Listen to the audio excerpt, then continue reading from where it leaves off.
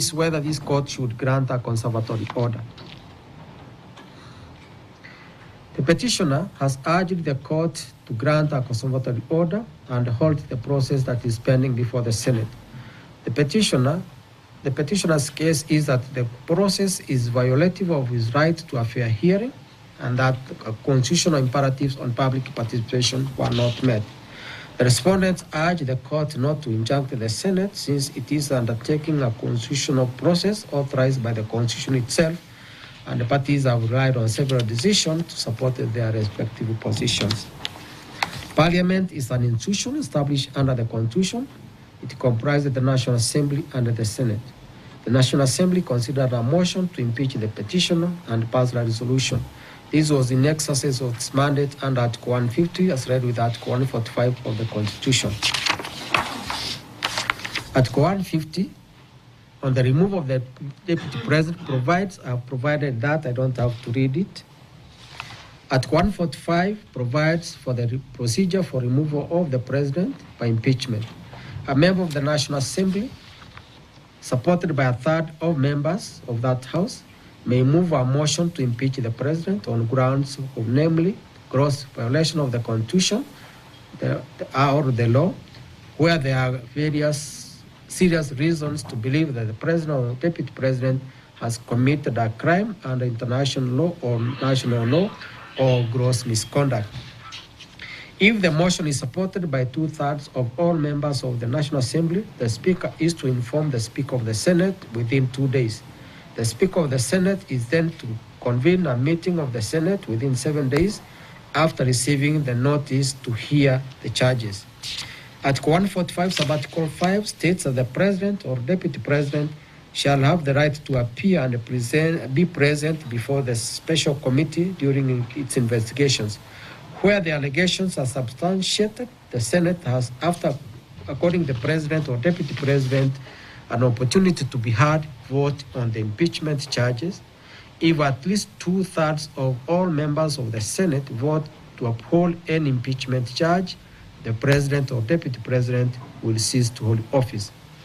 Article 145 lays down the procedure to be followed in cases of impeachment and the timelines for doing so, including affording the person an opportunity to be heard on the charges. I have read the decisions from the Supreme Court and the Court of Appeal, as well as those cited by the petitioners.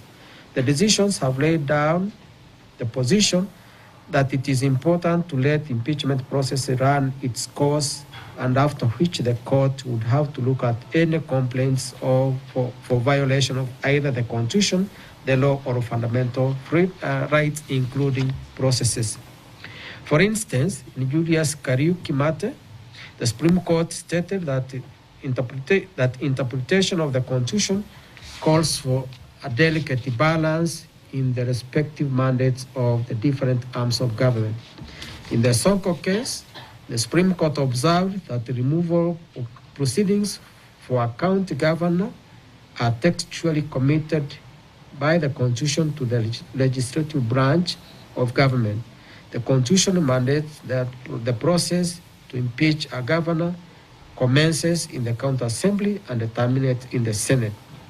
The Supreme Court emphasized that the Constitution commits to both institutions the exclusive power to remove the governor, subject only to procedural requirements set out in the County Government Act and the respective standing orders of the county assemblies and the Senate, and the proof of the charges. The Supreme Court then added, it has been emphasized in accordance with the principle of separation of powers that in considering applications to review decisions of the other branches of government, courts should strive to achieve a balance between their role as guardians of the Constitution and the rule of law, including an obligation to respect what Parliament is constitutionally required to fulfill. In other words, where the Constitution requires Parliament to determine a matter in the first instance as part of its constitutional mandate, Parliament will have the discretion and the power to regulate its own affairs, and the court will be slow to interfere with the exercise of that discretion. Reference in this decision to county assembly in the can also be referenced to the National Assembly. Flowing from the decisions, where the constitutional commits a process to another arm of government, the court should allow that process to complete, that arm of government to complete its process before the court exercises its judicial review jurisdiction over the matter to determine whether what was said to be done under the authority of the Constitution is inconsistent with or in contravention of the Constitution. Granted, this is the first time this country is experiencing an impeachment proceeding against the Deputy President. The petitioner has raised substantial questions, including violation of his right to a fair hearing, guaranteed by Article 50 sub-Article 1 and ring-fenced by Article 25 sub-Article C as a non-derogable right. The petitioner has also stated that the National Assembly, in passing the impeachment motion, considered extraneous matters other than the grounds raised in the impeachment motion. There is a further argument that constitutional imperatives on public participation were not complied with. The petitioner has given an example of Keio South constituency, serial number 95, to demonstrate this fact. According to the results for public participation in that constituency, the total number of people who participated was given as 43. Those who supported were 70. Those who did not support were 3. The percentage of those who supported was 162.79%, while the percentage of those who did not support was 6.98. It is implausible that an attendance of 43 people would produce 70 people in support, that's 162%, and 3 people in opposition. The petitioner has raised valid concerns. However, precedents bind this court so that although the Constitution grants the court jurisdiction to intervene where there is a threat to violate the Constitution or human rights and fundamental freedoms, the court must exercise restraint in matters of impeachment. This process has been committed to Parliament, which must be allowed to conclude its part.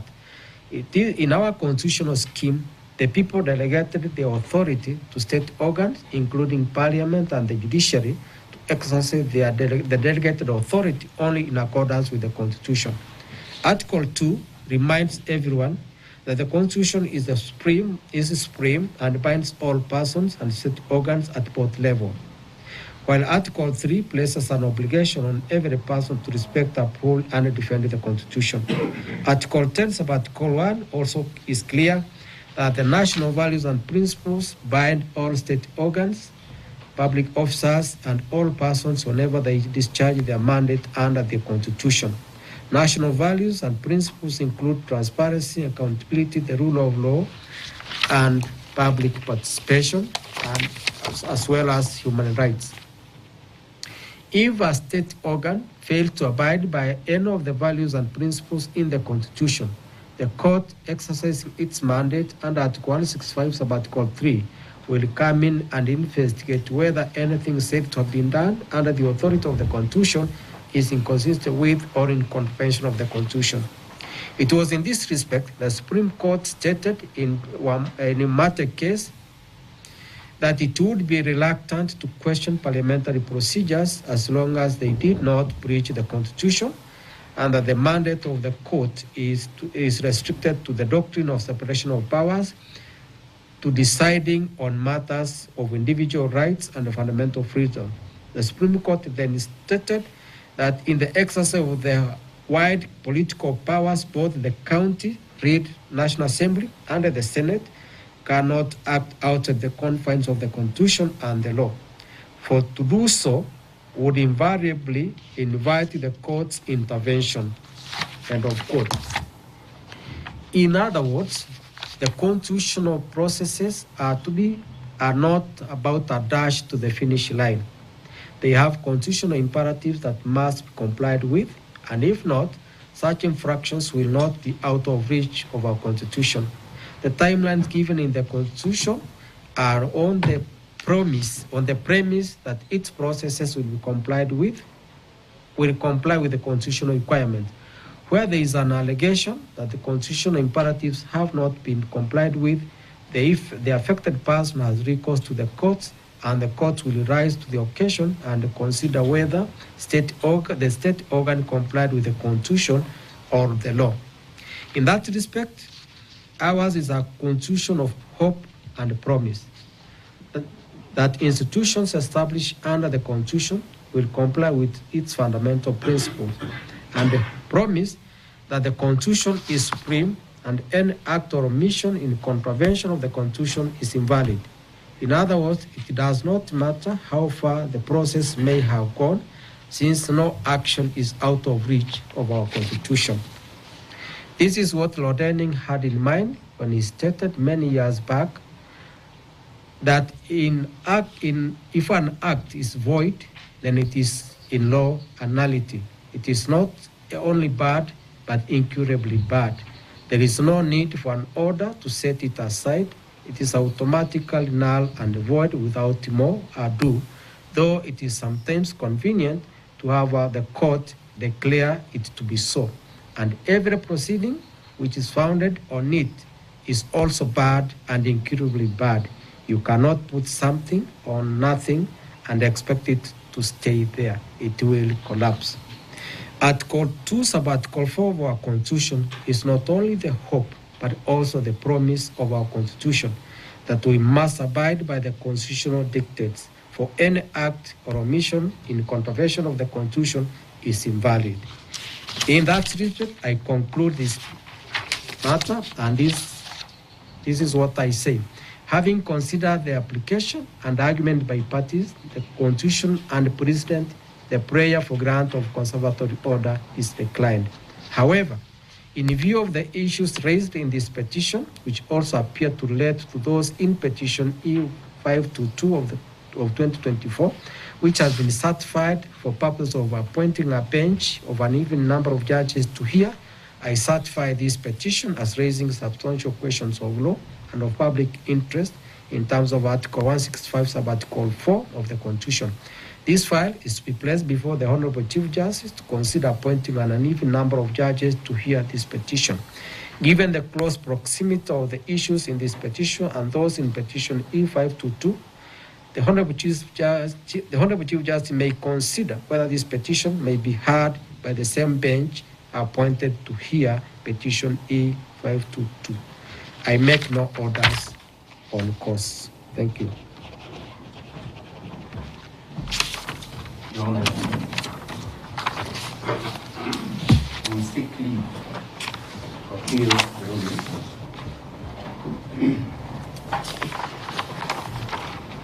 You said you are Ogeto? Yeah, so I'm Ogeto.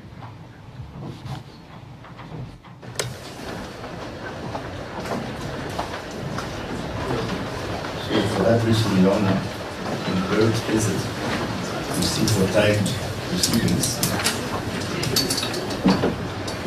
and certified ruling with agreeable to certain fees.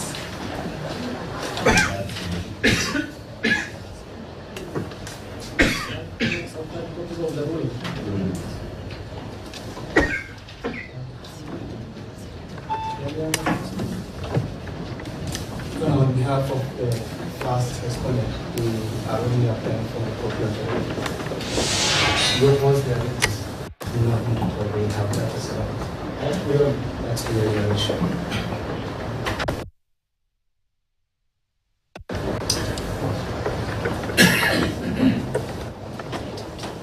For the second respondent, no, it's not as that it will fit in the position of the High Court, the Court of Appeal, Article 164, paragraph 3 grants them automatic right of appeal, so we are not opposing that.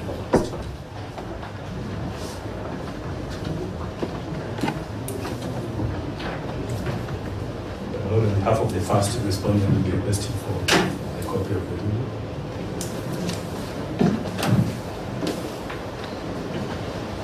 Which we entirely agree with. We thank you for the reason of determination.